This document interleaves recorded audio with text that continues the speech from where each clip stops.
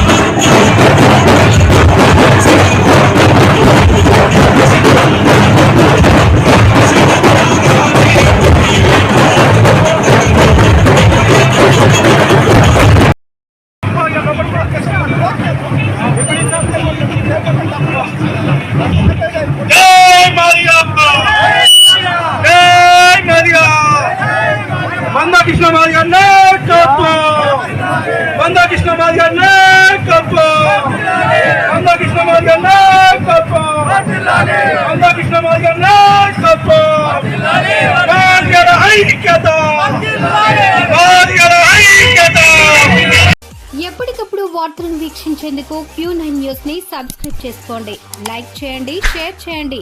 విలువైన సమాచారాన్ని ముందుగా మీరే తెలుసుకునేందుకు బెల్ బటన్ ని క్లిక్ చేయండి.